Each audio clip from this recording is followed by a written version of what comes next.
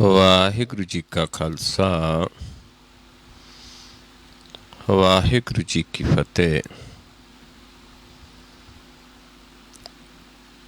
ਆਓ ਗੁਰੂ ਪਿਆਰੀ ਸਾਧ ਸੰਗਤ ਜੀਓ, ਸੰਗਤ ਰੂਪ ਦੇ ਵੀ ਜੁੜ ਕੇ ਸਤਿਗੁਰਾਂ ਦੀ ਬਾਣੀ ਦੀ ਵਿਚਾਰ ਕਰੀਏ, ਸਤਿਗੁਰਾਂ ਦੇ ਉਪਦੇਸ਼ ਨੂੰ ਸਮਝੀਏ,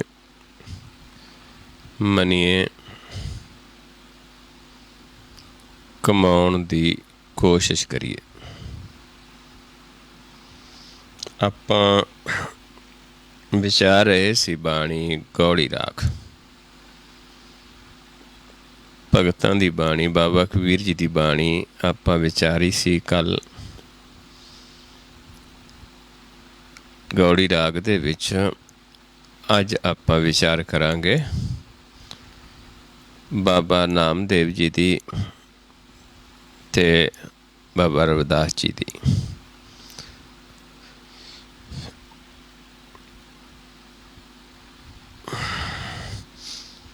ਰਾਗ ਗੌੜੀ ਚੇਤੀ ਬਾਣੀ ਨਾਮਦੇਵ ਜੀ ਕੀ। ਚੇਤੀ ਚਿੱਤ ਦੇ ਵਿੱਚ ਵਸਾਉਣ ਵਾਲਾ ਜੋ ਮਾਲਕ ਹੈ।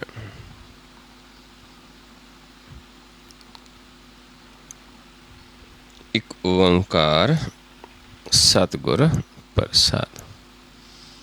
ਸਤਿਗੁਰ ਦੀ ਕਿਰਪਾ ਸਦਕਾ ਇੱਕ ਜੋ ਪਰਮੇਸ਼ਰ ਹੈ, ਜੋ ਇੱਕ ਗਿਆਨ ਹੈ, ਇੱਕ ਇਸ ਨੂੰ ਮਿਲਣ ਦਾ ਉਪਦੇਸ਼ ਹੈ, ਇੱਕ ਸਾਖੀ ਹੈ,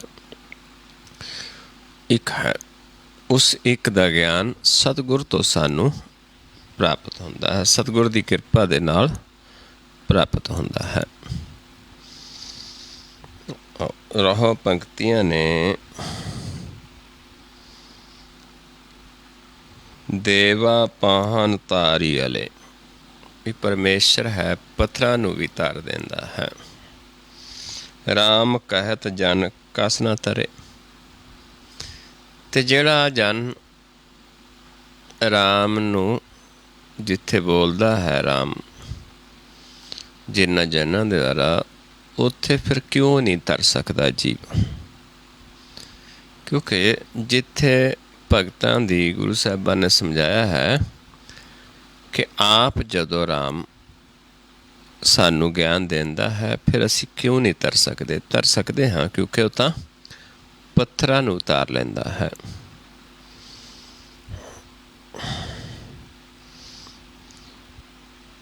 ਇਹ ਰਹੋ ਪੰਕਤੀਆਂ ਨੇ। ਤਾਰੀ ਲੈ ਗਨਕਾ ਬਿਨ ਰੂਪ ਕੋ ਬੀਜਾ, ਬਿਆਦ ਅਜਾਮਲ ਤਾਰੀ ਵਾਲੇ। ਕਿਉਂਕਿ ਉਸਨੇ ਤਾਂ ਗਿਆਨ ਦੇ ਕੇ ਗਨਕਾ ਨੂੰ ਉਤਾਰ ਲਿਆ। ਕੁਬੀਜਾ ਹੋਈ, ਜਿਸ ਦਾ ਕੋਈ ਬਹੁਤਾ ਸੋਹਣਾ ਰੂਪ ਨਹੀਂ ਸੀ, ਉਸਨੂੰ ਉਤਾਰ ਲਿਆ। ਇਸ ਦਾ ਰੂਪ ਦੱਸਦੇ ਨੇ ਕਿ ਕੁਰੂਪ ਸੀ, ਕੋਝ ਸੀ। ਤੇ ਇੱਦਾਂ ਹੀ ਅਜਾਮਲ ਜੋ ਪਾਪੀ ਹੋਇਆ ਹੈ, ਉਸ ਨੂੰ ਵੀ ਤਾਰ ਲਿਆ ਆਪਣੇ ਜਨਾਂ ਦੁਆਰਾ ਗਿਆਨ ਦੇ ਕੇ। ਚਰਨ ਬਦਿਕ ਜਨ ਤਿਉ ਮੁਕਤ ਪਏ। ਉਹਨਾਂ ਨੂੰ ਆਪਣੇ ਚਰਨਾਂ ਦੇ ਵਿੱਚ ਜੋੜ ਲਿਆ, ਉਹ ਜਨ ਮੁਕਤ ਹੋ ਗਏ। ਜਿਹੜੇ ਜੀਵ ਪਰਮੇਸ਼ਰ ਦੇ ਨਾਲ ਜੁੜੇ ਨੇ, ਉਹਨਾਂ ਦੁਆਰਾ ਗਿਆਨ ਦੇ ਕੇ ਤਾਰ ਲੈਂਦਾ ਹੈ ਪ੍ਰਭੂ। ਜਿਹੜੇ ਉਸ ਪ੍ਰਭੂ ਦੇ ਚਰਨਾਂ 'ਚ ਜੁੜੇ ਨੇ ਜੀਵ, ਬਦਿਕ ਹੁੰਦੇ ਨੇ, ਬੰਨੇ ਜਾਂਦੇ ਨੇ। ਜਿਹੜੇ ਜੁੜ ਜਾਂਦੇ ਨੇ ਉਸ ਪ੍ਰਭੂ ਦੇ ਚਰਨਾਂ ਦੇ ਵਿੱਚ, ਮੁਕਤ ਕਰ ਦਿੰਦਾ ਹੈ। ਉਹਨਾਂ ਦੁਆਰਾ ਫਿਰ ਪਾਪੀਆਂ ਨੂੰ ਵੀ ਤਾਰ ਲੈਂਦਾ ਹੈ।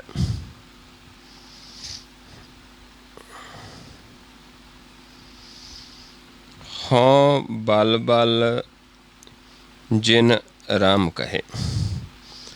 ਤੇ ਸਮਝਾਉਂਦੇ ਨੇ ਵੀ ਬਲਿਹਾਰੇ ਜਾਂਦੇ ਹਾਂ ਜਿਹੜੇ ਉਸ ਰਾਮ ਦੇ ਬਾਰੇ ਕਹਿੰਦੇ ਨੇ, ਜਿਨ੍ਹਾਂ ਦੀ ਰਸਨਾ ਤੋਂ ਰਾਮ ਬੋਲਦਾ ਹੈ। ਦਾਸੀ ਸੁਤ ਜਨ ਬਿਦਰ ਸੁਦਾਮਾ। ਦਾਸੀ ਪੁੱਤਰ ਸੀ ਬਿਦਰ। ਇੱਦਾਂ ਸੁਦਾਮਾ ਸੀ ਜੋ ਕਿ ਕ੍ਰਿਸ਼ਨ ਜੀ ਦਾ ਦੋਸਤ ਸੀ। ਉਗਰਸੈਨ ਕੋ ਰਾਜ ਦੀਏ। ਉਗਰਸੈਨ ਨੂੰ ਇਹਨਾਂ ਰਾਜ ਦਿੱਤਾ, ਇਹਨਾਂ ਦੀ ਗਰੀਬੀ ਚੱਕ ਦਿੱਤੀ, ਇਹਨਾਂ ਨੂੰ ਉਤਾਰ ਲਿਆ, ਰਾਜ ਕਿਹੜਾ ਦਿੱਤਾ ਹੈ? ਉਸ ਅਵਿਨਾਸ਼ੀ ਰਾਜ। ਕਿਉਂਕਿ ਜਿੱਥੇ ਆਪਾਂ ਸਾਰੇ ਹੀ ਰਾਜੇ ਹਾਂ, ਜਿੱਥੇ ਬਾਬਾ ਕਬੀਰ ਜੀ ਵੀ ਦੱਸਦੇ ਨੇ ਕਿ ਅਸੀਂ ਵੀ ਉਹ ਅਵਿਨਾਸ਼ੀ ਰਾਜ ਪ੍ਰਾਪਤ ਕੀਤਾ ਹੈ। ਕਹ ਕਬੀਰ ਦਾਸ ਕਬੀਰ ਚੜਿਓ ਗੜ ਉੱਪਰ, ਰਾਜ ਲਿਓ ਅਵਿਨਾਸ਼ੀ। ਉਹ ਰਾਜ ਜਿਹੜਾ ਹੈ ਇਹਨਾਂ ਨੂੰ ਵੀ ਦਿੱਤਾ ਹੈ। ਜਪਹੀਨ ਤਪਹੀਨ ਕੁਲਹੀਨ ਕਰਮਹੀਨ, ਨਾਮੇ ਕੇ ਸੁਆਮੀ ਤੇ ਉਤਰੇ। ਕਹਿੰਦਾ ਐਸਾ ਪ੍ਰਭੂ ਨਾਮੇ ਦਾ ਸੁਆਮੀ ਹੈ ਕਿੰਨਾਂ ਲੋਕਾਂ ਤੱਕ ਤਾਰ ਲੈਂਦਾ ਹੈ। ਜਪ ਤੋਂ ਵੀ ਹੀਣਿਆਂ ਨੂੰ, ਤਪ ਤੋਂ ਵੀ ਹੀਣਿਆਂ ਨੂੰ, ਕੁਲ ਤੋਂ ਵੀ ਹੀਣਿਆਂ ਨੂੰ, ਕਰਮ ਤੋਂ ਵੀ ਹੀਣਿਆਂ ਨੂੰ, ਜਿਨ੍ਹਾਂ ਦਾ ਨਾ ਕੋਈ ਜਪ ਹੈ, ਨਾ ਕੋਈ ਤਪ ਹੈ, ਨਾ ਕੋਈ ਕੁਲ ਹੈ, ਨਾ ਕੋਈ ਕਰਮ ਹੈ। ਐਸੇ ਜੀਵਾਂ ਨੂੰ ਵੀ ਜਿਹੜਾ ਬਾਬਾ ਨਾਮਦੇਵ ਜੀ ਕਹਿੰਦੇ ਜਿਹੜਾ ਮੇਰਾ ਸੁਆਮੀ ਹੈ, ਉਹਨਾਂ ਨੂੰ ਵੀ ਤਾਰ ਲੈਂਦਾ। ਉਹ ਤਾਂ ਪੱਥਰਾਂ ਨੂੰ ਤਾਰ ਲੈਂਦਾ। ਫਿਰ ਜਾਨ ਕਿਉਂ ਨਹੀਂ ਤਰ ਸਕਦੇ? ਪਰ ਤਰਦੇ ਕਦੋਂ ਨੇ? ਜਦੋਂ ਆਪ ਰਾਮ ਆਪਣੇ ਜਨਾਂ ਦੇ ਰਸਨਾ 'ਤੇ ਬੈਠ ਕੇ ਗਿਆਨ ਦਿੰਦਾ ਹੈ। ਜਦੋਂ ਰਾਮ ਕਹਿੰਦਾ ਹੈ ਉਸ ਦੇ ਬਚਨਾਂ 'ਤੇ ਮੰਨ ਕੇ ਹੀ ਤਰਿਆ ਜਾਂਦਾ ਹੈ। ਇੱਕ ਹੀ ਸ਼ਬਦ ਸੀ ਨਾਮਦੇਵ ਜੀ ਦਾ, ਭਗਤ ਦਾ, ਬਾਬਾ ਜੀ ਦਾ। ਆਓ ਹੁਣ ਆਪਾਂ ਵਿਚਾਰਦੇ ਹਾਂ ਅੱਗੇ। ਰਾਗ ਗੌੜੀ ਰਵਿਦਾਸ ਜੀ ਕੇ ਪਦੇ ਗੌੜੀ ਗੁਆਰੇਰੀ। ਅੱਗੇ ਭਗਤ ਬਾਬਾ ਰਵਿਦਾਸ ਜੀ, ਉਹਨਾਂ ਦੇ ਨੇ ਪਦੇ ਗੌੜੀ ਗੁਆਰੇਰੀ ਦੇ ਵਿੱਚ।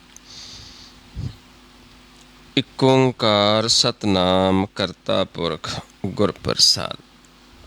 वही जो एक ओंकार है, वही सतनाम है, वही सच्चा नाम है, एक तुन है, एक ज्ञान है, वही करता पुरख है। पर उसनूं जाणिया गुर की किरपा से, गुर प्रसाद। गुर केड़ा? सच्चा गुर, जिथे आपां सतगुर प्रसाद भी कह देंदे हां। रहो पंक्तियां ने राम गुसैया जी के जीवना, कि जिहड़ा मेरा जीवन है वो हुण की बन गया है? राम गुसैया, परमेश्वर ही मेरा जीवन है, क्योंकि उस दे नाल ही साडा जीवन है। उस दे ते आउंदे हाँ, उसकी गल करते हाँ, जिवें आपां रहरास दी बाणी च पढ़दे हाँ, आखां जीवां बिसरै मर जाऊं। इदां समझाउंदे ने कि साडे मन का जिहड़ा जीवन है की बन गया है? वो परमेश्वर राम गुसैया। मोहे ना बिसारो मैं जन तेरा। हुण मेरा जीवन तू बन गया है, मैं तेरा जन हाँ, मैनू विसारो ना,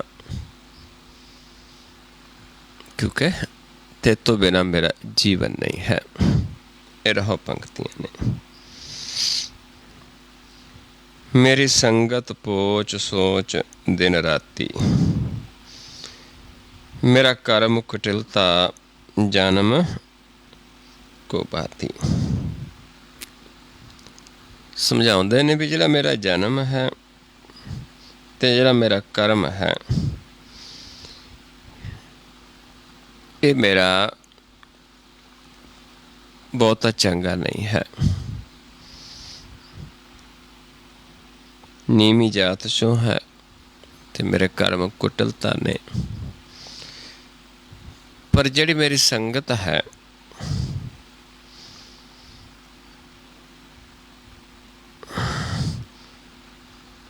वो संगत उस प्रभु दे नाल हो जाती है, क्योंकि वो नहीं देखता, जिवें आपां पिछे विचार के आए हाँ भी, कर्महीन कुलहीन जपहीन तपहीन सारिਆਂ ਨੂੰ ਧਾਰ ਲੈਂਦਾ है। पर ਜਿਹੜੇ उसकी संगत दे विच आउंदे ने, ਜਿੱਥੇ ਮਨ ਪਵਿੱਤਰ ਹੋ ਜਾਂਦਾ ਹੈ। ਮੇਰੀ ਸੰਗਤ ਪੋਚ ਸੋਚ ਦਿਨ ਰਾਤੀ। ਹਾਂ, ਮੇਰੀ ਜਿਹੜੀ ਸੰਗਤ ਹੈ ਉਹ ਸੱਚੀ ਹੈ। ਦਿਨ ਰਾਤ ਮੈਂ ਉਸ ਪ੍ਰਭੂ ਦੇ ਨਾਲ ਵਸਦਾ ਹਾਂ। ਬੇਸ਼ੱਕ ਮੇਰਾ ਸੰਸਾਰ ਦੇ ਵਿੱਚ ਜਿਹੜਾ ਕਰਮ ਤੇ ਮੇਰੀ ਜਨਮ ਹੈ, ਉਸ ਸੰਸਾਰ ਦੇ ਵਿੱਚ ਇੱਕ ਨੀਵੀਂ ਜਾਤ ਦੇ ਵਿੱਚ ਹੈ। ਮੇਰੀ ਹਰੋ ਬਿਪਤ ਜਨ ਕਰੋ ਸੁਭਾਈ। ਉਹ ਪਰਮੇਸ਼ਰ ਮੇਰੀ ਬਿਪਤਾ ਨੂੰ ਹਰ ਲੈਂਦਾ ਹੈ ਤੇ ਮੈਨੂੰ ਚੰਗਾ ਬਣਾ ਦਿੰਦਾ ਹੈ। ਚਰਨ ਨਾ ਛਾਡੂੰ ਸਰੀਰ ਕਲ ਜਾਈ। ਕਹਿੰਦੇ ਉਸ ਨੇ ਐਸੀ ਕਿਰਪਾ ਕੀਤੀ, ਮੇਰੀ ਬਿਪਤਾ ਨੂੰ ਹਰ ਲਿਆ। ਕਿਉਂਕਿ ਬਿਪਤਾ ਕਿਹੜੀ ਹੈ? ਜਨਮ ਮਰਨ ਦਾ ਜਿਹੜਾ ਸਭ ਤੋਂ ਬੜਾ ਦੁੱਖ ਹੈ, ਜਿਹੜਾ ਸਭ ਤੋਂ ਵੱਡਾ, ਉਹ ਹੈ ਜਮਾਂ ਦੀ ਮਾਰ, ਜਨਮ ਮਰਨ, ਵਿਛੋੜਾ। ਉਹ ਬਿਪਤ ਹਰ ਲੈਂਦਾ ਹੈ ਮਾਲਕ ਤੇ ਭਾਗਾਂ ਵਾਲਾ ਬਣਾ ਦਿੰਦਾ ਹੈ ਤੇ ਆਪਣੇ ਚਰਨਾਂ ਨਾਲ ਜੋੜ ਲੈਂਦਾ ਹੈ। ਕਹਿੰਦੇ ਹੁਣ ਤੇਰੇ ਚਰਨ ਨਹੀਂ ਛੱਡਦਾ। ਸਰੀਰ ਪਿਆ ਨਾਸ ਹੋ ਜਾਵੇ, ਕਿਉਂਕਿ ਨਾਸ ਹੋਣਾ ਹੈ ਇਸਨੇ, ਪਰ ਤੇਰੇ ਚਰਨ ਨਹੀਂ ਛੱਡੂੰਗਾ, ਕਿਉਂਕਿ ਤੂੰ ਹੀ ਹੈ ਇੱਕ ਜਿਹਨੇ ਮੇਰੀ ਬਿਪਤ ਨੂੰ ਹਰਿਆ ਹੈ। ਹੁਣ ਮੇਰਾ ਜੀਵਨ ਹੀ ਤੂੰ ਹੈ। ਕਹੋ ਰਵਿਦਾਸ ਪਰੋ ਤੇਰੀ ਸਾਬਾ। ਬਾਬਾ ਰਵਿਦਾਸ ਜੀ ਕਹਿੰਦੇ ਨੇ ਕਿ ਅਸੀਂ ਤਾਂ ਤੇਰੀ ਸ਼ਰਨ ਦੇ ਵਿੱਚ ਹੀ ਪਏ ਰਹਿਣਾ ਹੈ। ਵੇਗ ਮਿਲੋ ਜਨ ਕਰਨਾ ਬਿਲਾਂਬਾ। ਕਿ ਅਸੀਂ ਤਾਂ ਉਸ ਪ੍ਰਭੂ ਦੀ ਸ਼ਰਨ ਦੇ ਵਿੱਚ ਹਾਂ, ਪਰ ਜੇ ਹੋਰ ਵੀ ਮਿਲਣਾ ਚਾਹੁੰਦਾ ਹੈ ਕੋਈ, ਉਹ ਵੀ ਛੇਤੀ ਆ ਕੇ ਮਿਲ ਸਕਦਾ ਹੈ। ਕਿਉਂਕਿ ਇਸ ਜੀਵਨ ਦੇ ਵਿੱਚ ਪਤਾ ਨਹੀਂ ਮਿਲਣਾ ਕਿਵੇਂ ਹੈ ਉਸ ਮਾਰਗ ਦੇ ਉੱਤੇ ਚੱਲ ਕੇ। ਕਹਿੰਦੇ ਇੱਥੇ ਚੱਲਣ ਦੇ ਵਾਸਤੇ ਬਿਲਮ ਨਹੀਂ ਲਾਉਣੀ ਚਾਹੀਦੀ, ਢਿੱਲ ਨਹੀਂ ਕਰਨੀ ਚਾਹੀਦੀ। ਕਿਉਂਕਿ ਜਿਸ ਸੰਗਤ ਦੇ ਵਿੱਚ ਅਸੀਂ ਚੱਲਦੇ ਹਾਂ, ਸਾਡਾ ਜੀਵਨ ਬਣ ਗਿਆ ਹੈ ਪ੍ਰਭੂ। ਜੇਕਰ ਹੋਰ ਵੀ ਕੋਈ ਚੱਲਦਾ ਹੈ, ਕਿਉਂਕਿ ਸਾਡੀ ਸੰਗਤ ਦੇ ਵਿੱਚ ਕੀ ਹੈ? ਉਸ ਪ੍ਰਭੂ ਦਾ ਗਿਆਨ। ਮਨ ਨੂੰ ਕਿਵੇਂ ਪਾਪਾਂ ਤੋਂ ਰਹਿਤ ਕਰਨਾ ਹੈ। ਕੋਈ ਵੀ ਜੀਵ ਆਵੇ, ਪਰ ਢਿੱਲ ਨਹੀਂ ਲਾਉਣੀ ਚਾਹੀਦੀ। ਵੇਗ ਮਿਲੋ ਜਨ ਕਰਨਾ। ਭਾਈ ਜੇ ਕਿਸੇ ਮਿਲਣਾ ਹੈ, ਢਿੱਲ ਨਾ ਕਰੋ, ਬਿਲਮ ਨਾ ਕਰੋ। ਸਾਡੀ ਸੰਗਤ ਜਿਹੜੀ ਹੈ ਉਸ ਮਾਲਕ ਦੀ ਹੈ, ਉਸ ਨਾਲ ਮਿਲਾਪ ਹੋ ਗਿਆ ਹੈ। ਸਾਡਾ ਜੀਵਨ ਹੁਣ ਪਰਮੇਸ਼ਰ ਹੋ ਗਿਆ। ਅਸੀਂ ਉਸ ਦੇ ਜਨ ਹਾਂ। ਉਹ ਸਾਨੂੰ ਹੁਣ ਵਿਛੋੜਦਾ ਵੀ ਨਹੀਂ ਹੈ। ਕਿੱਥੇ ਵਸਦੇ ਨੇ? ਅੱਗੇ ਨਾਲ ਹੀ ਸ਼ਬਦ ਹੈ ਅਗਲਾ, ਪਰਮੇਸ਼ਰ ਨੂੰ ਮਿਲ ਕੇ ਕਿੱਥੇ ਵਾਸਾ ਹੋਇਆ ਹੈ। ਰਹੋ ਪੰਕਤੀਆਂ ਨੇ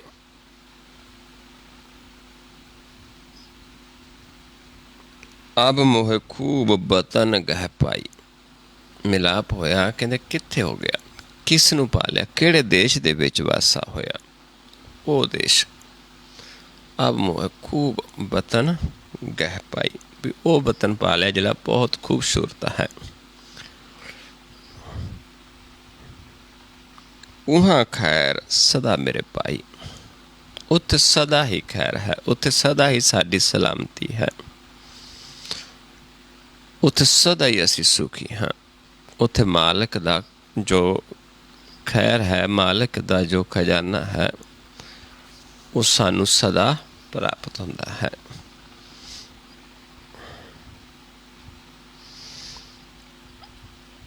ਕੀ ਨਾਮ ਹੈ ਉਸ ਸ਼ਹਿਰ ਦਾ? ਬੇਗਮਪੁਰਾ ਸ਼ਹਿਰ ਕੋ ਨਾਮ। ਉਸ ਸ਼ਹਿਰ ਦਾ ਨਾਮ ਹੈ ਬੇਗਮਪੁਰਾ, ਜਿੱਥੇ ਕੋਈ ਗਮ ਨਹੀਂ ਹੈ, ਜਿੱਥੇ ਕੋਈ ਸੋਗ ਨਹੀਂ, ਦੁੱਖ ਨਹੀਂ ਹੈ। ਦੁੱਖ ਅੰਧੋ ਨਹੀਂ ਤੇ ਠਾਓ। ਉੱਥੇ ਦੁੱਖ ਨਹੀਂ ਹੈ, ਉੱਥੇ ਅਗਿਆਨਤਾ ਨਹੀਂ ਹੈ, ਭਰਮ ਨਹੀਂ ਹੈ।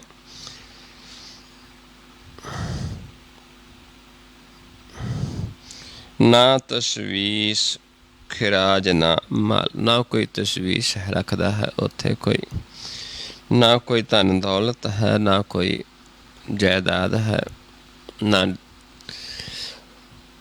खून का डर है, खौफ ना खथा, ना तरस जवाल, ना कोई डर है, ना कोई घाटा पैन वाला है, कोई गलती होंदी है, कुछ भी नहीं है, ना उत्थे तरस है, क्योंकि ये सारिया चीज़ां संसार दे विच ने। जिथे उस मालिक दे घर दे विच उत्थे है प्यार प्रेम। बस अपने घर जिमें छोटा जा बच्चा है, बेफिक्र है, कोई उसनूं फिक्र नहीं होंदा, इदां ही साडे घर दे विच मन है जिहड़ा सदा सुख माणदा है, क्योंकि कुछ भी नहीं, दुख भी नहीं आना। बच्चे तो हाले दुख भी आ जाता है, लेकिन उत्थे मन नूं फिर दुख नहीं है, ना विछोड़े दा, ना जमा दा।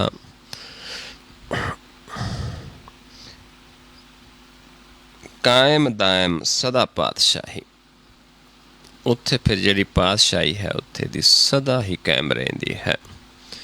वो अविनाशी राज, जिवें आपां पहलां भी विचार के आए हाँ कि सदा ही उत्थे कायम दायम है पातशाही, अविनाशी राज है। दोम ना सेम एक सो आही, उत्थे कोई दूजा तीजा है ही नहीं। उत्थे एक मालिक की ही भगती है, वो भी प्रेम भगती है, कुछ दूजा करना ही नहीं है। अब्बादान सदा मशहूर, वही साडा मालिक है, वही साडा दाता है, सारा कुछ वही है। वो सदा ही मशहूर है, जानते सारे ने उस बारे, पर वो कित्थे वसदा है, किमें मिलना है, वो शहर का भेत नहीं है। क्योंकि आब भी कह देंदे, आब कह देंदे जल नूं, पानी नूं, ते अमृत जल जिहड़ा है उसका दाता भी परमेश्वरी है, जो साडे मन का भोजन है।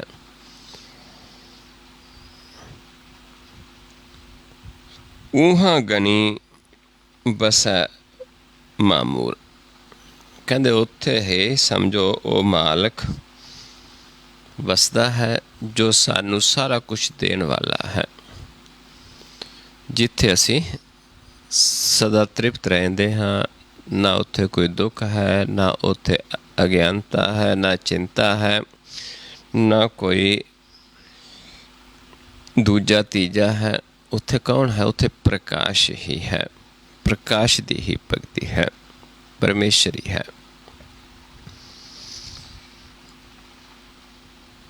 त्यों त्यों सैल करै ज्यों पावै, हुण मन जिथे मर्जी जावे सैल करे, उत्थे कोई रोकदा नहीं है। महरम महल ना को अटकावे, वो महरम है साडा, वो साडा मालिक है, पति भी है, प्यारा भी है।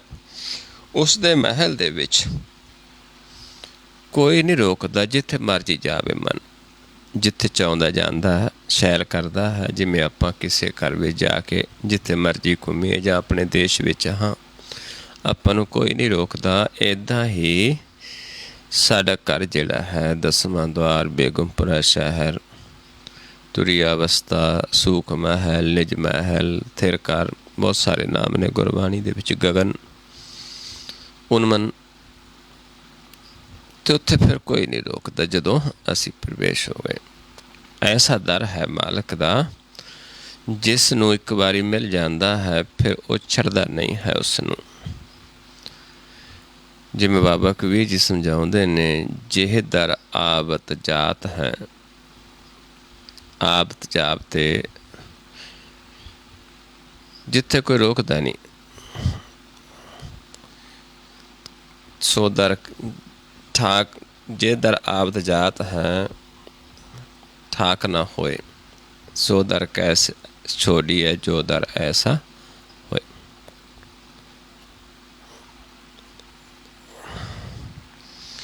ਇੱਦਾਂ ਸਮਝਾਉਂਦੇ ਨੇ ਵੀ ਉੱਥੇ ਫਿਰ ਮਨ ਕੋਈ ਵੀ ਨਹੀਂ ਰੋਕ ਸਕਦਾ। ਫਿਰ ਕਹਿ ਰਵਿਦਾਸ ਖਲਾਸ ਚਮਾਰਾ। ਹੁਣ ਇੱਕ ਹੈ ਜੀਵ ਚਮ ਤੱਕ ਸੀਮਤ, ਜਿਹੜਾ ਸਾਡਾ ਸਰੀਰ ਹੈ ਚਮੜੇ ਦਾ ਹੈ, ਜਦ ਤੱਕ ਅਸੀਂ ਤਨ ਦੇ ਵਿੱਚ ਹਾਂ, ਚਾਹੇ ਅਸੀਂ ਕੋਈ ਆਪਣੇ ਆਪ ਨੂੰ ਸਮਝਦੇ ਹਾਂ, ਪਰ ਅਸੀਂ ਚਮਾਰ ਹੀ ਹਾਂ, ਕਿਉਂਕਿ ਚਮ ਦੇ ਵਿੱਚ ਵਸਣ ਵਾਲੇ ਹਾਂ। ਸਾਡਾ ਚਮ ਦਾ ਇੱਕ ਰੂਪ ਹੈ। ਅਤੇ ਫਿਰ ਜਦੋਂ ਸਾਡੀ ਖਲਾਸੀ ਇਸ 9 ਦਰਾਂ ਦੇ ਸਰੀਰ ਤੋਂ ਹੋ ਜਾਂਦੀ ਹੈ, ਇਸ 9 ਦਰਾਂ ਦਾ ਜਿਹੜਾ ਚਮ ਦਾ ਸਰੀਰ ਹੈ, ਇੱਥੋਂ ਮਨ ਦੀ ਖਲਾਸੀ ਹੋ ਜਾਂਦੀ ਹੈ, ਫਿਰ ਸਾਡਾ ਦੇਸ਼ ਕਿੱਥੇ ਬਣ ਜਾਂਦਾ ਹੈ? ਬੇਗਮਪੁਰਾ ਸ਼ਹਿਰ। ਕਿਉਂਕਿ ਇੱਧਰ ਸਾਰਾ ਕੁਛ ਹੈ, ਇੱਧਰ ਦੁੱਖ ਵੀ ਹੈ, ਇੱਥੇ ਅਗਿਆਨਤਾ ਵੀ ਹੈ, ਸਭ ਕੁਛ ਹੈ 9 ਦਰਾਂ ਦੇ ਉੱਤੇ। ਜਦੋਂ ਇੱਥੋਂ ਸਾਡੀ ਖਲਾਸੀ ਹੋ ਜਾਂਦੀ ਹੈ, ਫਿਰ ਸਾਡਾ ਬੇਗਮਪੁਰਾ ਸ਼ਹਿਰ ਹੈ। ਇਸ ਕਰਕੇ ਸਮਝਾਉਂਦੇ ਨੇ, ਜੋ ਹਮ ਸ਼ਹਿਰੀ ਸੋ ਮੀਤ ਹਮਾਰਾ। ਅਤੇ ਬਾਬਾ ਜੀ ਸਮਝਾਉਂਦੇ ਨੇ ਕਿ ਜਿੱਥੇ ਹੁਣ ਸਾਡਾ ਵਾਸਾ ਹੋ ਗਿਆ ਹੈ, ਸਾਡਾ ਮਿੱਤਰ ਵੀ ਉਹੀ ਹੈ ਜਿਹੜਾ ਸਾਡੇ ਸ਼ਹਿਰ ਦਾ ਵਾਸੀ ਹੈ, ਜੋ ਮੇਰਾ ਸ਼ਹਿਰ ਹੈ, ਬੇਗਮਪੁਰਾ ਸ਼ਹਿਰ ਹੈ। 10ਵਾਂ ਦੁਆਰ, ਉਨਮਨ, ਗਗਨ ਮੰਡਲ ਅਤੇ ਹੋਰ ਬਹੁਤ ਸਾਰੇ ਨਾਮ ਨੇ, ਸੁਨ ਮੰਡਲ।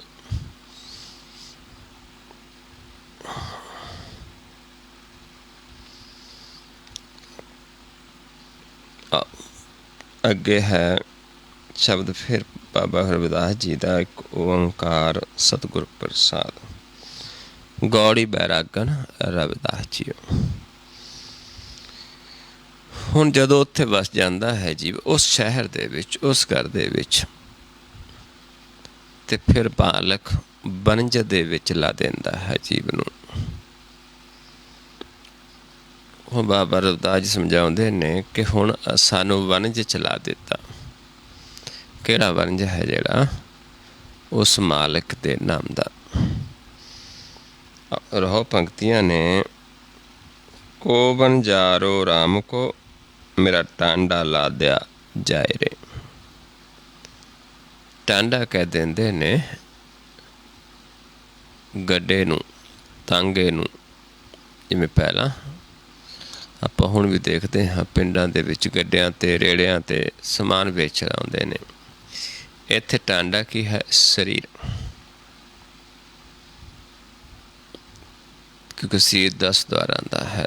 10ਵੇਂ ਦੁਆਰ ਦੇ ਵਿੱਚ ਨਾਮ ਦਾ ਖਜ਼ਾਨਾ ਲੱਦਿਆ ਹੋਇਆ ਹੈ।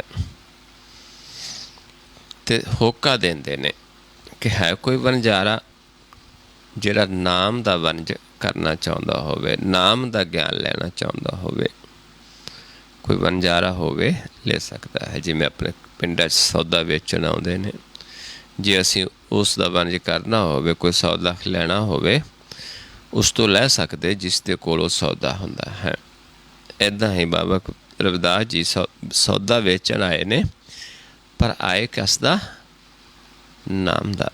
ਕੋਈ ਸੰਸਾਰੀ ਸੌਦਾ ਨਹੀਂ ਹੈ, ਪਰ ਹੈ ਕੋਈ ਕਹਿੰਦੇ ਰਾਮ ਨੂੰ ਮਿਲਣ ਵਾਲਾ, ਰਾਮ ਦਾ ਵਣਜ ਕਰਨ ਵਾਲਾ, ਰਾਮ ਦੇ ਨਾਮ ਦਾ। ਸਾਡੇ ਕੋਲ ਗੱਡਾ ਲੱਦਿਆ ਪਿਆ ਹੈ। ਅਤੇ ਅੱਗੇ ਸਮਝਾਉਂਦੇ ਨੇ, ਘਟ ਅਵਕਟ ਡੂਗਰ ਕਣੂ। ਇੱਕ ਘਟ ਹੈ 9 ਦਰਾਂ ਦਾ ਸਰੀਰ, ਇੱਕ ਅਵਕਟ ਹੈ ਜਿੱਥੇ 10ਵਾਂ ਦੁਆਰ ਹੈ।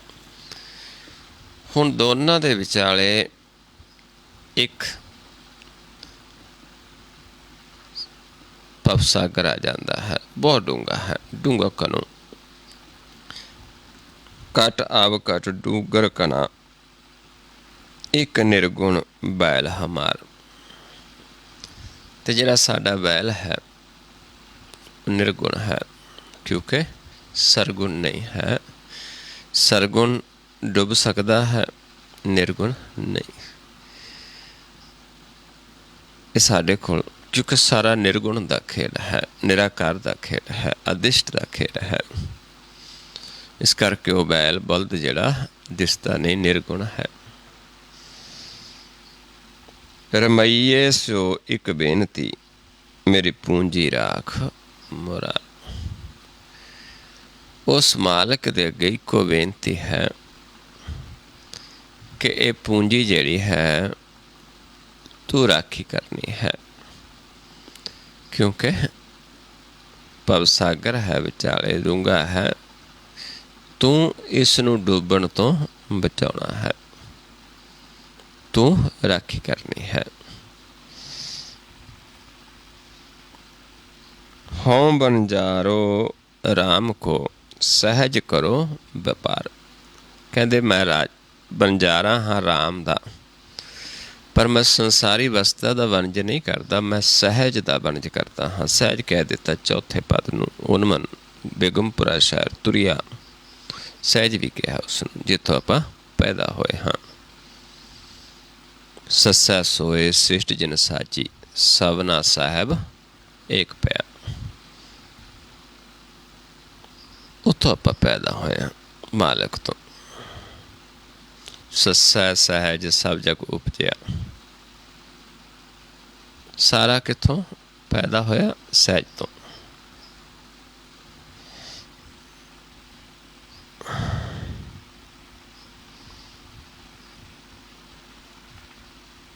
ਮੈਂ ਰਾਮ ਨਾਮ ਤਨ ਲਾਦਿਆ, ਬਿਖ ਲਾਦੀ ਸੰਸਾਰ। ਜਿਵੇਂ ਕਹਿੰਦੇ ਸੰਸਾਰ ਵੀ ਵਣਜ ਕਰਦਾ ਹੈ, ਤ੍ਰੈ ਗੁਣਾਂ ਦਾ ਵਣਜ ਕਰਦਾ ਹੈ। ਤ੍ਰੈ ਗੁਣਾਂ ਨੂੰ ਵਿਖ ਗਿਆ ਹੈ,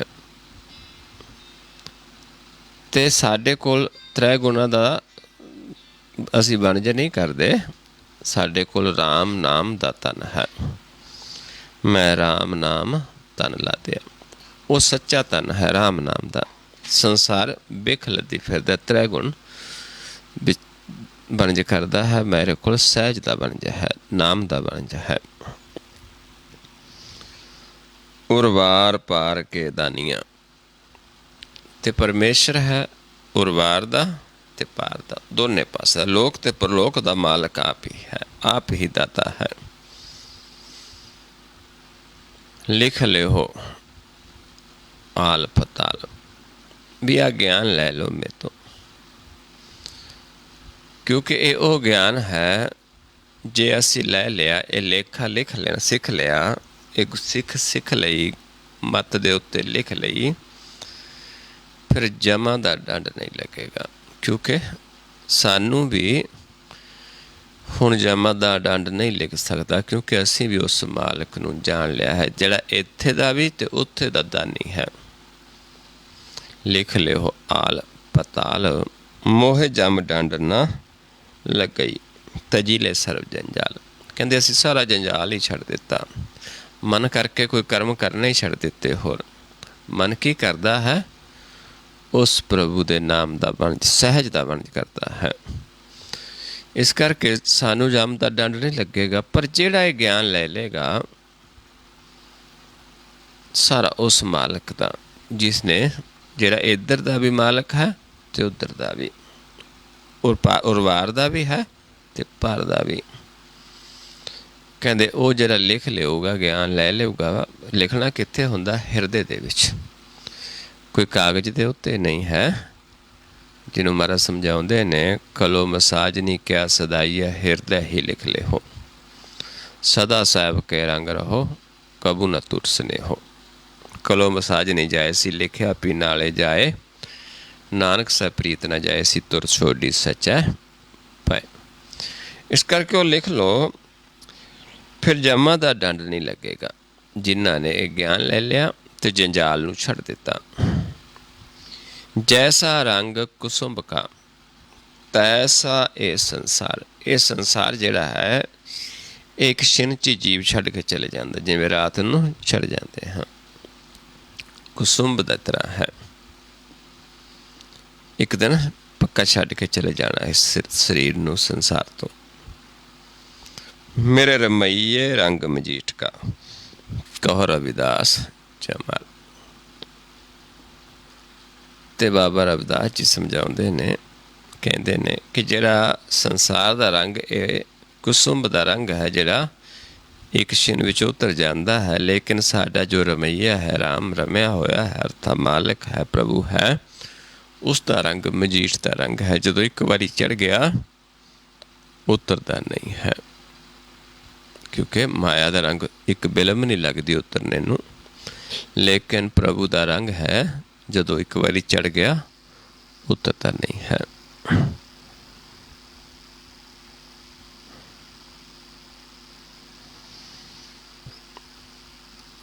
आओ हुण अगे फिर शब्द है गौड़ी पूर्वी रविदास जीओ। एक ओंकार सतगुर प्रसाद। सतगुर की किरपा दे नाल ये जो ज्ञान है, क्योंकि सतगुर की किरपा तो बिना नहीं होंदा। ज्ञान एक मालिक का, एक परमेश्वर का नाम का जो एक ही है। क्योंकि चाहे आप नाम ले लीए, अमृत ले लीए, परमेश्वर ले लीए, सारे एको गुण ने, इस करके सारा कुछ एको ही है। जो किताब लिखी है उस दे विच सारा दस्या होया है कि सारिਆਂ ਦੇ ਇੱਕੋ ਜਿਹੇ गुण ने। इस करके उस सतगुर की किरपा दे नाल ही आपां उस नूं जान सकते हाँ, जो एक है, जो निरंकार है, जिसका कोई चक्कर चिन्ह वर्ण जात नहीं है। इस करके वो ज्ञान भी ध्यान का है, नेत्रां द्वारा देख ही सकते हाँ।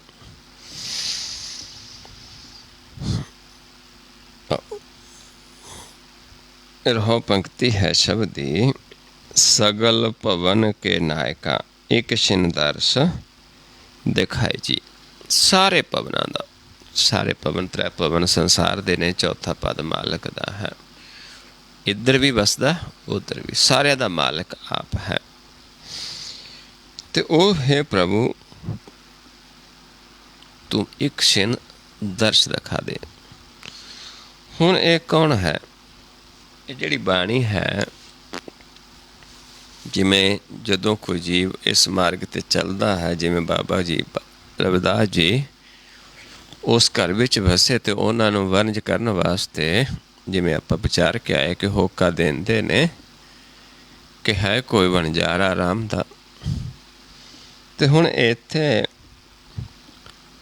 आके फिर कोई जीव बेनती करदा है बाबा रविदास जी नूं, की कह रहा है? कूप भरियो जैसे दादरा,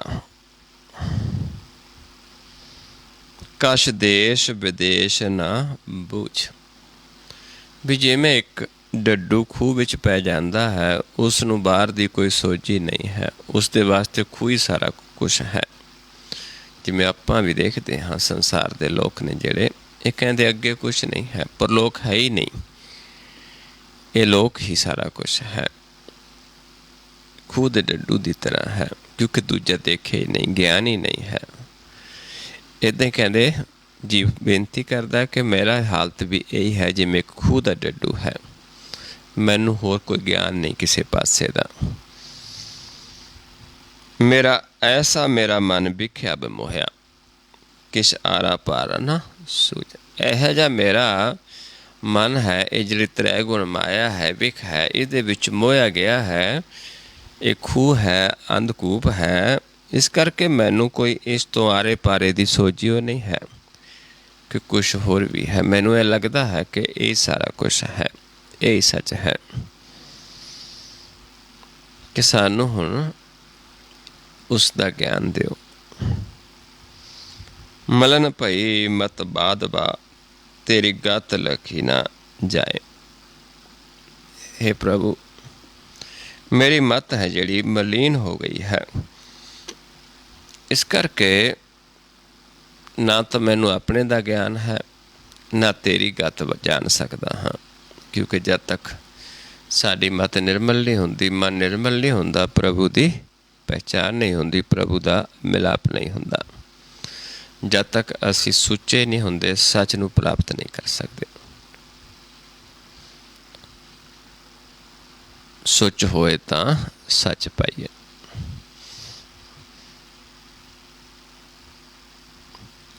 करो किरपा परम चूकई, मैं सुमत देहो समझाए। तो बेनती करते ने कि मैनू भी सुमत दे दिओ, मैनू भी समझा दिओ मेरा भी जिहड़ा भरम है वो खत्म हो जावे, मेरे ते भी किरपा करो, क्योंकि मैनू तो ये ज्ञान नहीं है। किसनों कित्थे कह रहा है जीव, क्योंकि वो बनजारा सी। पिछले शब्द विच आपां विचार के आए हैं। एक जीव दूजे जीव दे अगे ही बेनती करदा, क्योंकि प्रभु अपना कोई शरीर नहीं है, इस करके अपने जनां द्वारा ही ज्ञान देंदा है। पर ज्ञान कौन देंदा? आप प्रभु। ਜਦੋਂ ਸਾਨੂੰ ਇਹ ਸੋਝੀ ਆ ਜਾਂਦੀ ਹੈ ਕਿ ਭਗਤਾਂ ਦੇ ਹਿਰਦੇ ਦੇ ਵਿੱਚ ਆਪ ਵਸਿਆ ਹੋਇਆ ਹੈ, ਜੇ ਭਗਤਾਂ ਕੋਲ ਅਸੀਂ ਉਸ ਦੇ ਬਾਰੇ ਬੇਨਤੀ ਕਰਦੇ ਤੇ ਆਪ ਪ੍ਰਭੂ ਸੁਣਦਾ ਹੈ ਤੇ ਆਪ ਗਿਆਨ ਵੀ ਦਿੰਦਾ ਹੈ। ਆਪ ਕਥਾ ਆਪ ਸੁਣਨਾ ਹਰ।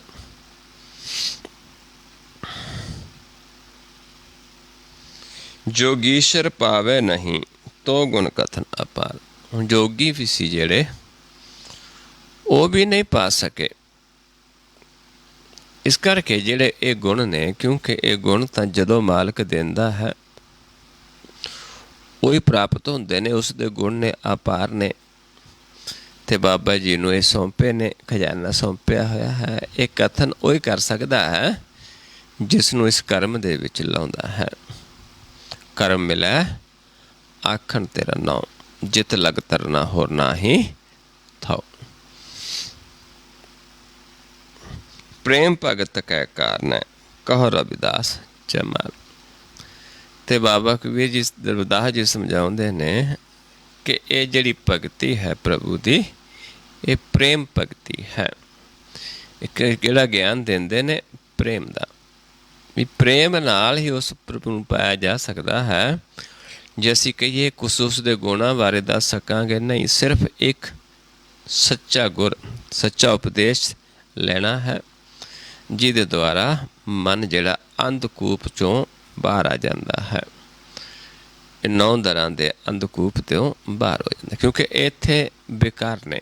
ਅੰਧਕੂਪ ਮੈਂ ਪਤਿਤ ਬਿਕਰਾਲ, ਨਾਨਕ ਕਾਢ ਲਿਓ ਪ੍ਰਭ ਦਿਆਲ। ਪਰ ਉਹ ਜੀਵ ਜਿਨ੍ਹਾਂ ਨੂੰ ਇਹ ਸੋਝੀ ਹੋ ਜਾਂਦੀ ਹੈ, ਇਹਨਾਂ ਨੂੰ ਪਤਾ ਚੱਲਦਾ ਹੈ ਕਿ ਅਸੀਂ ਤਾਂ ਇੱਕ ਡੱਡੂ ਦੇ ਨਿਆਈ ਹਾਂ, ਅਸੀਂ ਖੂਹ ਤੱਕ ਹੀ ਸੀਮਤ ਹਾਂ, ਅਸੀਂ ਮਾਨ ਸਰੋਵਰ ਤੱਕ ਨਹੀਂ ਗਏ। ਅਸੀਂ ਕਮਲ ਤੋਂ ਸਿੱਖਿਆ ਨਹੀਂ ਕਿ ਇਸ ਦੇ ਵਿੱਚ ਰਹਿ ਕੇ ਇਸ ਤੋਂ ਨਿਰਲੇਪ ਕਿਵੇਂ ਰਹਿਣਾ ਹੈ, ਕਿਉਂਕਿ ਡੱਡੂ ਵੀ ਛੱਪੜ 'ਚ ਰਹਿੰਦਾ ਹੈ, ਕਮਲ ਦਾ ਫੁੱਲ ਵੀ ਛੱਪੜ 'ਚ ਹੀ ਹੁੰਦਾ ਹੈ। ਡੱਡੂ ਗਾਰੇ 'ਚ ਵਿੱਚ ਲਿਪਟਿਆ ਰਹਿੰਦਾ ਹੈ, ਲੇਕਿਨ ਕਮਲ ਦਾ ਫੁੱਲ ਪਾਣੀ ਤੋਂ ਵੀ ਉੱਤੇ ਨਿਕਲ ਕੇ ਖਿੜ ਜਾਂਦਾ ਹੈ।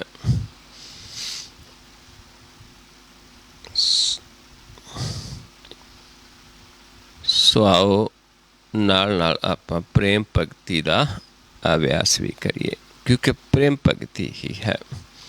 ਪ੍ਰਭੂ ਦੇ ਨਾਲ ਪ੍ਰੇਮ ਹੀ ਕਰਨਾ ਹੈ। ਇੰਨਾ ਪ੍ਰੇਮ ਮਹਾਰਾਜ ਸਮਝਾਉਂਦੇ ਨੇ ਹੋ ਜਾਵੇ ਜਿਵੇਂ ਮੱਛੀ ਦਾ ਪਾਣੀ ਦੇ ਨਾਲ ਹੈ। ਜਿਵੇਂ ਉਹ ਸਾਨੂੰ ਦੱਸਿਆ ਵੀ ਸਾਡਾ ਜੀਵਨ ਹੀ ਉਹ ਰਮਈਆ ਬਣ ਗਿਆ ਹੈ। ਰਾਮ ਗੋਸਾਈਆ ਮੇਰੇ ਜੀ ਕਾ ਜੀਵਨਾ। ਐਸੀ ਭਗਤੀ ਕਿਵੇਂ ਹੁੰਦੀ ਹੈ? ਧਿਆਨ ਦੁਆਰਾ। ਇੱਕ ਛਿਨ ਗਿਆਨ ਲੈਣਾ ਹੁੰਦਾ ਹੈ ਵੀ ਕਿਵੇਂ ਆਪਾਂ ਦਰਸ਼ਨ ਕਰਨੇ ਨੇ, ਫਿਰ ਪ੍ਰੇਮ ਭਗਤੀ ਕਰਕੇ ਪ੍ਰਭੂ ਨੂੰ ਪਾਇਆ ਜਾਂਦਾ ਹੈ। ਇੱਕ ਛਿਨ ਮਾਤਰ ਦਾ ਖੇਡ ਹੈ ਕਿ ਆਪਾਂ ਸਮਝਣਾ ਹੈ, ਗੁਰ ਦਾ ਗਿਆਨ ਲੈਣਾ ਹੈ ਕਿ ਕਿਵੇਂ ਮਾਲਕ ਨੂੰ ਦੇਖਣਾ ਹੈ, ਜੋ ਸਾਰੇ ਸੰਸਾਰ ਦਾ ਮਾਲਕ ਹੈ, ਤੈ ਪ੍ਰਭਨਾ ਦਾ ਨੂੰ ਸਾਜਣ ਵਾਲਾ, ਤ੍ਰੈ ਪਵਨਾ ਨੂੰ ਦੇ ਵਿੱਚ ਜੀਵਾਂ ਨੂੰ ਪਾਲਣਹਾਰ, ਚਲਾਉਣਹਾਰ, ਸਾਰਾ ਕੁਛ ਜੋ ਆਪ ਹੀ ਹੈ। ਸੋ ਆਓ ਕਿਵੇਂ ਕਰਨਾ ਹੈ? ਮਨ ਜਿਹੜਾ ਸਾਡਾ, ਜਿਸ ਨੂੰ ਇਹ ਬਾਣੀ ਸੰਬੋਧਨ ਹੈ, ਜੋ ਕਿ ਜੋਤ ਸਰੂਪ ਹੈ, ਲੇਕਿਨ ਭੁੱਲ ਚੁੱਕਿਆ ਹੈ ਕਿਉਂਕਿ ਇਸ 9 ਦਰਾਂ ਤੱਕ ਸੀਮਤ ਹੈ, ਅੰਧਕੂਪ ਤੱਕ ਸੀਮਤ ਹੈ। ਇਸ ਨੂੰ ਦੂਜਾ ਜਿਹੜਾ ਦੇਸ਼ ਹੈ, ਪਰਲੋਕ ਹੈ, ਉਸ ਦੀ ਸੋਝੀ ਨਹੀਂ ਹੈ ਕਿ ਉਹ ਉੱਥੇ ਕਿਵੇਂ ਜਾਣਾ ਹੈ। ਕਿਉਂਕਿ ਜੇ ਸੋਝੀ ਹੋ ਜਾਵੇ ਫਿਰ ਜਾਣ ਨੂੰ ਮਨ ਵੀ ਕਰਦਾ ਹੈ। ਬਹੁਤੇ ਜੀਵਾਂ ਦਾ ਤਾਂ ਸੁੱਤਾ ਹੈ ਮਨ, ਉਹਨਾਂ ਨੂੰ ਪਤਾ ਹੀ ਨਹੀਂ ਕਿ ਪਰਲੋਕ ਵੀ ਕੁਛ ਹੈ। ਹਾਲਾਂਕਿ ਹਰ ਕੋਈ ਜਦੋਂ ਜੀਵ ਮਰਦਾ ਹੈ, ਪੰਜ ਭੂਤਕ ਸਰੀਰ ਛੱਡ ਜਾਂਦਾ ਹੈ, ਸਾਰੇ ਕਹਿੰਦੇ ਵੀ ਨੇ ਕਿ ਹੁਣ ਜੀਵ ਇਹ ਪਰਲੋਕ ਸੁਧਾਰ ਗਿਆ ਹੈ। ਪੰਜ ਭੂਤਕ ਸਰੀਰ ਨੂੰ ਛੱਡ ਕੇ ਪਰਲੋਕ ਸੁਧਾਰ ਗਿਆ ਹੈ, ਅਕਾਲ ਚਲਾਣਾ ਕਰ ਗਿਆ ਹੈ। ਲੇਕਿਨ ਅਕਾਲ ਨੂੰ ਨਹੀਂ ਦੇਖਿਆ, ਕਾਲ ਤੱਕ ਸੀਮਤ ਹਾਂ, ਅਕਾਲ ਨੂੰ ਨਹੀਂ ਦੇਖਿਆ। ਸੋ ਆਪਾਂ ਉਸੇ ਨੂੰ ਦੇਖਣਾ ਜੋ ਅਦਿਸ਼ਟ ਹੈ, ਜੋ ਕਿ ਸਾਡਾ ਦੇਸ਼ ਹੈ, ਜੋ ਕਿ ਸੁਨ ਮੰਡਲ ਹੈ, ਗਗਨ ਮੰਡਲ ਹੈ। ਕਿਵੇਂ ਆਪਾਂ ਜੁੜਨਾ ਹੁੰਦਾ ਹੈ? ਦੋਨਾਂ ਨੇਤਰਾਂ ਨੂੰ ਜਿੱਥੋਂ ਸਵਾਸ ਆਉਂਦਾ, ਇੱਥੇ 9 ਦਰਾਂ ਦਾ ਸਰੀਰ ਖਤਮ ਹੋ ਜਾਂਦਾ ਹੈ। ਇੱਥੋਂ ਪ੍ਰਵੇਸ਼ ਹੋਣਾ ਹੈ ਆਪਣੇ ਘਰ ਦੇ ਵਿੱਚ, ਸੱਚਾ ਗੁਰ ਲੈ ਕੇ। ਇੱਕੋ ਧੁਨ ਹੈ, ਇੱਕੋ ਹੀ ਆਵਾਜ਼ ਹੈ, ਓਅੰਕਾਰ। ਇੱਥੋਂ ਕਿਉਂਕਿ ਜਿਹੜਾ ਊੜਾ ਹੈ ਉਹ ਸਾਡਾ ਮੁੱਖ ਹੈ। ਇੱਥੋਂ ਅਸੀਂ ਪੌਣ ਲੈਂਦੇ ਹਾਂ, ਇੱਥੋਂ ਭੋਜਨ ਛਕਦੇ ਬੋਲਦੇ ਹਾਂ। ਇੱਥੇ ਨੇਤਰ ਨੇ ਧਿਆਨ ਹੈ, ਇੱਥੋਂ ਆਪਾਂ ਇੱਧਰ ਨੂੰ ਚੱਲਣਾ ਹੈ, ਸਾਹਮਣੇ। ਇਹ ਓਂਕਾਰ ਧੁਨ ਹੈ, ਇਸ ਆਵਾਜ਼ ਦੇ ਵਿੱਚ ਹੀ ਆਪਾਂ ਧਿਆਨ ਲਾ ਕੇ ਚੱਲਾਂਗੇ, ਸੱਚਾ ਗੁਰ ਦਾ ਲੈ ਕੇ, ਤੇ ਆਪਾਂ ਜਾਣ ਲਵਾਂਗੇ। ਆਓ ਦੋਨਾਂ ਨੇਤਰਾਂ ਨੂੰ ਇਸ ਪੁਆਇੰਟ 'ਤੇ ਦ੍ਰਿਸ਼ਟੀ ਸਮ ਕਰਨੀ ਹੈ। ਜੇਕਰ ਕੋਈ ਨਵਾਂ ਜੀਵ ਹੈ, ਸਮਝਣਾ ਹੈ ਉਸਨੇ ਇਸ ਪੁਆਇੰਟ 'ਤੇ ਦ੍ਰਿਸ਼ਟੀ ਫੋਕਸ ਕਰਕੇ ਆਪਾਂ ਇਹ ਦੇਖਣਾ ਹੈ ਕਿ ਨੱਕ ਨਜ਼ਰ ਆਉਂਦਾ ਜਾਂ ਨਹੀਂ। ਕਿਉਂਕਿ ਜੇ ਨੱਕ ਨਜ਼ਰ ਆਉਂਦਾ ਹੈ, ਫਿਰ ਸਾਡਾ ਮਨ ਹੈ ਜਿਹੜਾ ਵਿਖਿਆ ਤੱਕ ਸੀਮਤ ਹੈ, ਦੋ ਦ੍ਰਿਸ਼ਟੀ ਦੇ ਵਿੱਚ ਹੈ। ਜੇਕਰ ਨੱਕ ਨਜ਼ਰ ਨਹੀਂ ਆਉਂਦਾ, ਫਿਰ ਇੱਕ ਦ੍ਰਿਸ਼ਟ ਹੈ।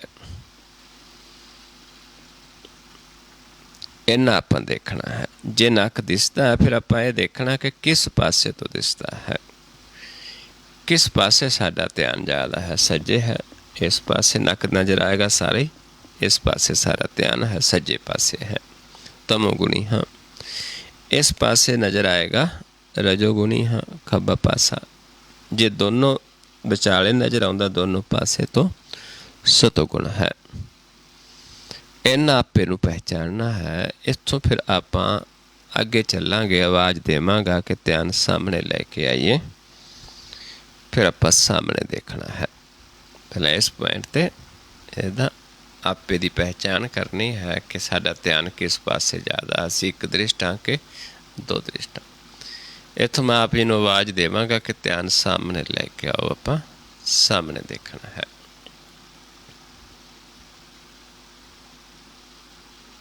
ਇੱਥੋਂ ਫਿਰ ਆਵਾਜ਼ ਦੇਵਾਂਗਾ ਕਿ ਧਿਆਨ ਮਸਤਕ ਦੇ ਸਾਹਮਣੇ ਲੈ ਜਾਓ, ਪਲਕ ਉੱਤੇ ਚੁੱਕ ਇੱਧਰ ਨੂੰ, ਮਸਤਕ ਦੇ ਸਾਹਮਣੇ।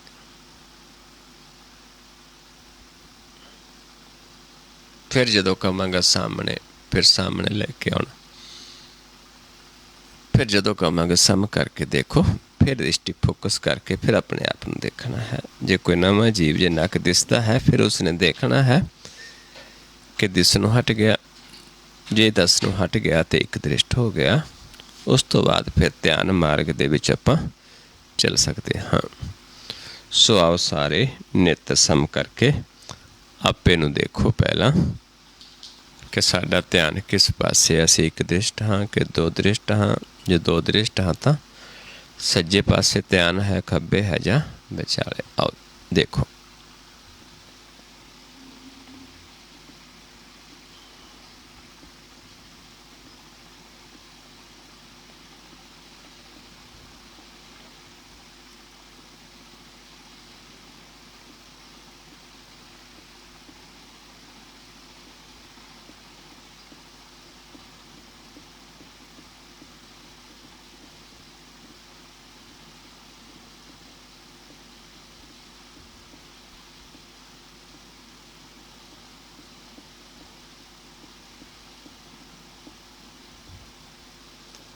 सामने लेके आइए ध्यान, सामने देखो जी।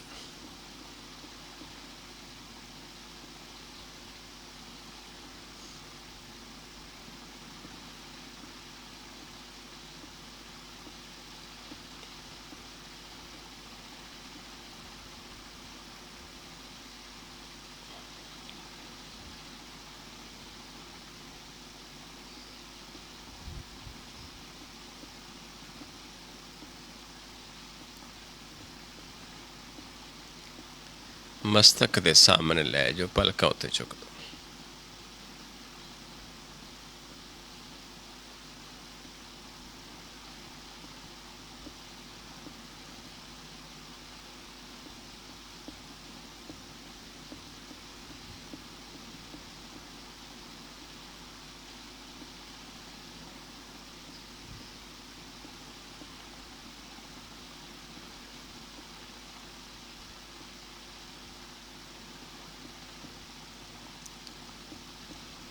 फिर सामने लेके आइए।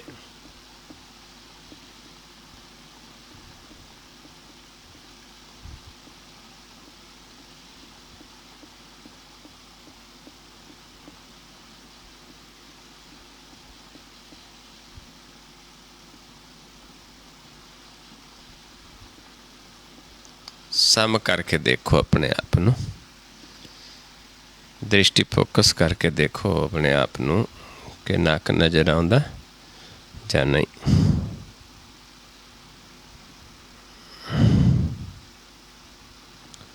हो वाहिगुरू।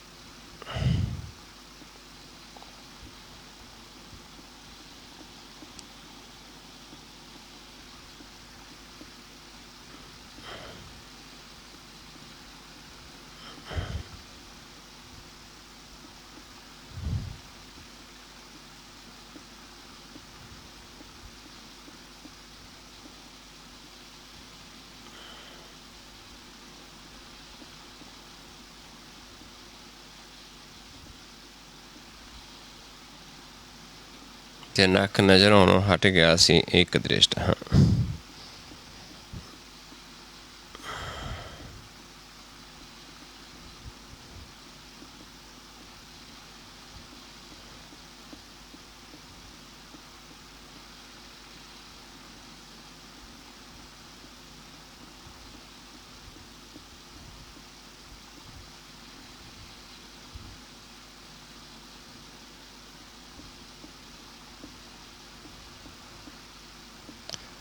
नीचे लैके चलिए ध्यान हुण,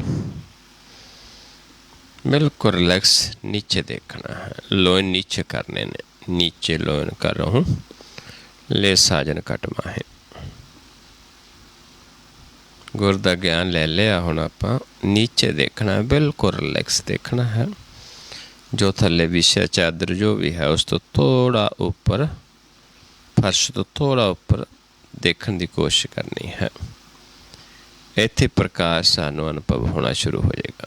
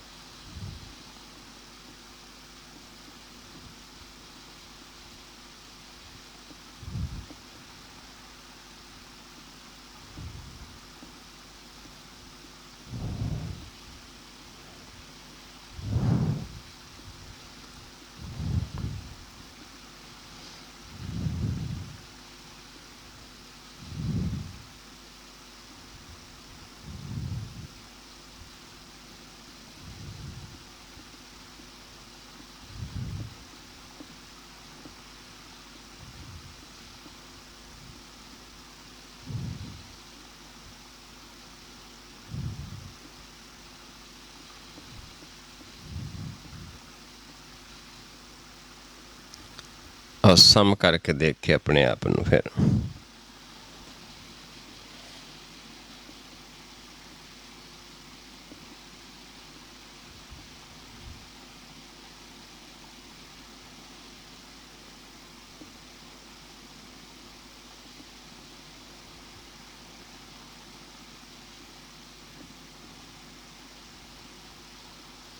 फिर नीचे ले जो ध्यान,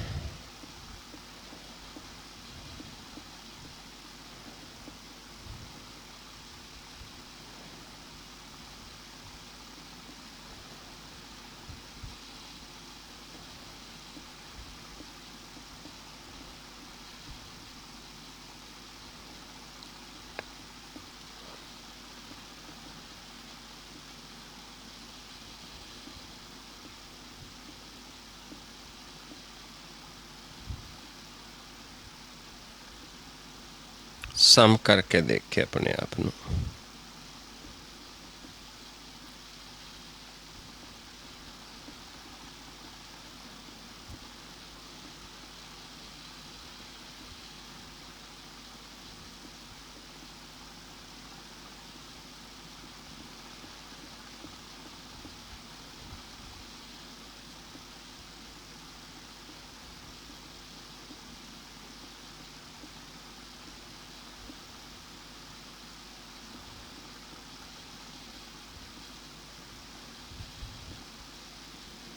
फिर नीचे ले जो ध्यान,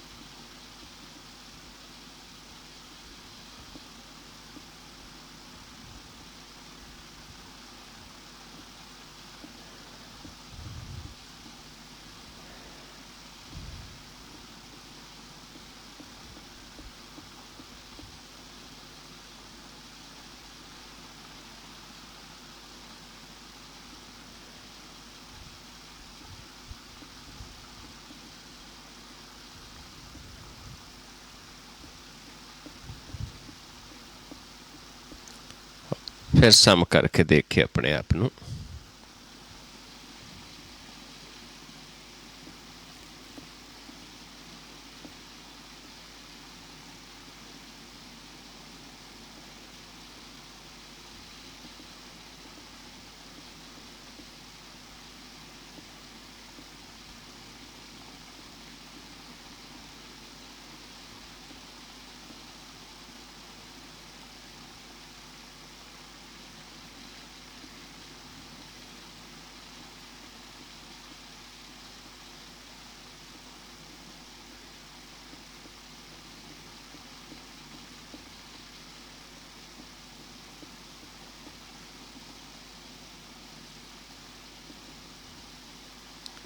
ਵਾਹਿਗੁਰੂ ਜੀ ਕਾ ਖਾਲਸਾ, ਵਾਹਿਗੁਰੂ ਜੀ ਕੀ ਫਤਿਹ। ਸੋ ਇਹ ਤਰੀਕਾ ਹੈ, ਜੁਗਤੀ ਹੈ, ਗੁਰ ਹੈ, ਜਿਸ ਦੁਆਰਾ ਆਪਾਂ ਉਸ ਮਾਲਕ ਨੂੰ ਦੇਖ ਸਕਦੇ ਹਾਂ। ਸਾਨੂੰ ਦੋਨਾਂ ਪਾਸੇ ਦੀ ਸੋਝੀ ਹੋ ਜਾਂਦੀ ਹੈ, ਲੋਕ ਤੇ ਪਰਲੋਕ, ਉਰਵਾਰ ਤੇ ਪਾਰ, ਦੋਨੋਂ ਪਾਸੇ ਆਪ ਮਾਲਕ ਹੈ। ਇੱਧਰ ਗੁਪਤ ਹੈ, ਉੱਧਰ ਪ੍ਰਗਟ ਹੈ। ਸੋ ਇਸ ਤਰੀਕੇ ਨਾਲ ਆਪਾਂ ਜਦੋਂ ਪ੍ਰਗਟ ਹੋ ਜਾਂਦਾ ਹੈ, ਫਿਰ ਸਾਰੇ ਸਾਨੂੰ ਤ੍ਰੈ ਭਵਨਾਂ 'ਚ ਵੀ ਉਹੀ ਦਿਸਦਾ ਹੈ। ਚੌਥੇ ਪਦ ਵਿੱਚ ਤਾਂ ਉਸ ਦਾ ਵਾਸਾ ਹੈ ਹੀ। ਸੋ ਇਸ ਤਰੀਕੇ ਨਾਲ ਆਪਾਂ ਪ੍ਰੇਮ ਪਾਉਣਾ ਹੈ, ਪ੍ਰੇਮ ਭਗਤੀ ਹੈ। ਮਨ ਜਿਹੜਾ ਹੈ 9 ਦਰਾਂ ਤੋਂ ਨਿਰਲੇਪ ਹੋ ਜਾਏਗਾ, ਚੌਥੇ ਪਦ ਵਿੱਚ ਵਾਸਾ ਹੋ ਜਾਏਗਾ। ਖੂਹ ਨੂੰ ਛੱਡ ਕੇ ਅਸੀਂ ਮਾਨ ਸਰੋਵਰ ਦੇ ਵਾਸੀ ਹੋ ਜਾਵਾਂਗੇ। ਸੋ ਇੰਨੀ ਕੁ ਵਿਚਾਰ ਕਰਦੇ ਹਾਂ, ਬਹੁਤ ਸਾਰੀਆਂ ਭੁੱਲਾਂ ਹੋ ਜਾਂਦੀਆਂ ਨੇ। ਆਪ ਸੰਗਤ ਸਤਿਗੁਰੂ ਜੀ ਬਖਸ਼ਣ ਯੋਗ ਹੋ, ਬਖਸ਼ ਲੈਣਾ ਜੀ। ਵਾਹਿਗੁਰੂ ਜੀ ਕਾ ਖਾਲਸਾ, ਵਾਹਿਗੁਰੂ ਜੀ ਕੀ ਫਤਿਹ।